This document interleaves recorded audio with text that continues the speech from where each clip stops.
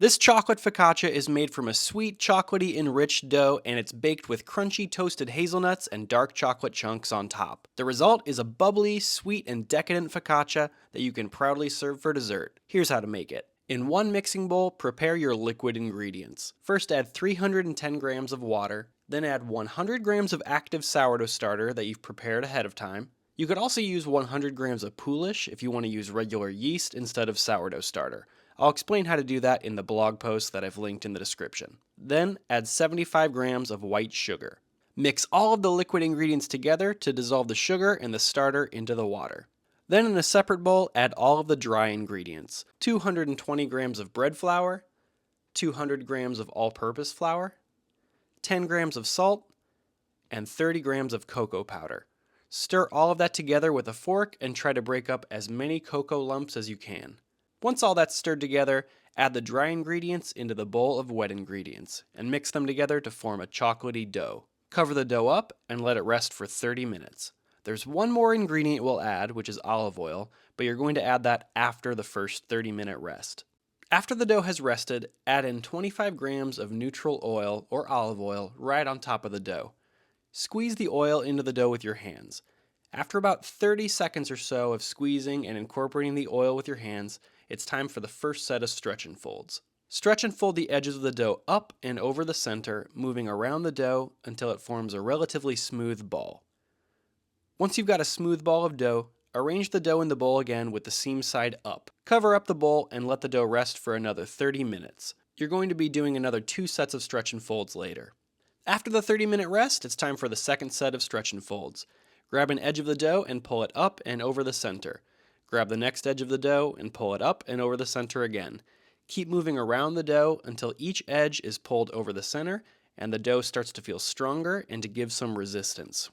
When the dough starts to resist, cover it up again with a kitchen towel and let the dough rest for another 30 minutes. After the final half-hour rest, give the dough one more set of stretch and folds. Do the same thing you did before. Grab an edge of the dough and stretch it up into the air and fold it over the center. Go around the dough stretching and folding until the dough starts to give some resistance again. When you feel resistance, shape the dough into a smooth ball with the smooth side facing up this time and the seams facing down.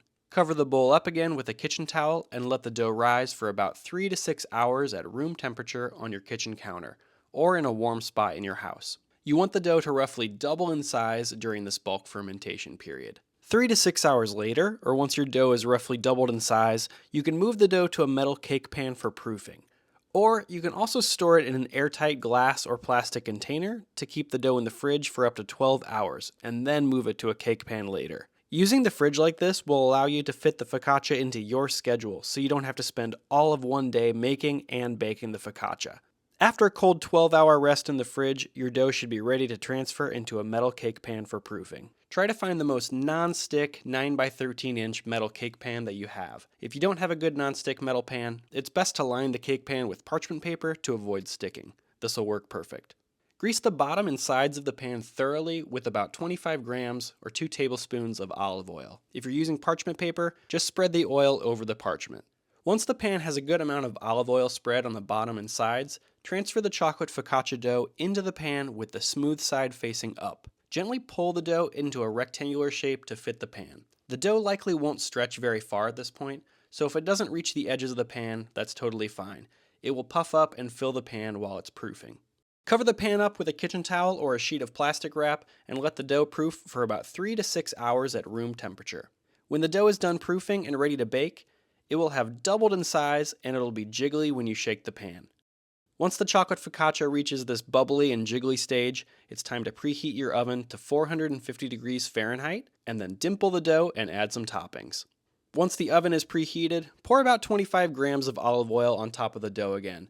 Gently wet your fingertips in this olive oil and then dimple the dough all over with your fingertips. Press down firmly into the dough with the flat part of your fingertips until you can feel the bottom of the pan. You don't need to press through the dough, poking holes through it. Just dimple down until you can feel the bottom of the pan. Keep dimpling until there are small dimples all throughout the dough. Now sprinkle the top of the chocolate focaccia with your favorite sweet toppings. I used 25 grams of dark chocolate chunks and 25 grams of chopped hazelnuts. but you can be creative here. Dried fruits, maraschino cherries, and other nuts may be good options for you as well. Once your focaccia is dimpled and topped, slide it into the middle rack of your preheated oven. Bake it for 25 to 30 minutes at 450 degrees Fahrenheit. You can rotate the pan halfway through the bake if your oven heat is a little bit uneven. Once baked, remove the pan from the oven and carefully remove the focaccia from the pan with a spatula. If you use parchment paper like me, you can just lift the focaccia out of the pan with the parchment paper. Transfer the chocolate focaccia onto a wire rack to cool for at least 1 hour. If you leave it in the pan, it'll steam too much and it'll become gummy, so make sure you transfer it to a wire rack. After cooling, slice the chocolate focaccia into strips or squares and enjoy this as a fun dessert. You could even top this after baking with chocolate sauce, whipped cream, peanut butter, whatever you desire. And if you desire my standard savory sourdough focaccia recipe, you can find that one in my ebook, No Nonsense Sourdough. Just go to grantbakes.com/ebook to download your copy. I hope you like this recipe, and I'll see you in the next video.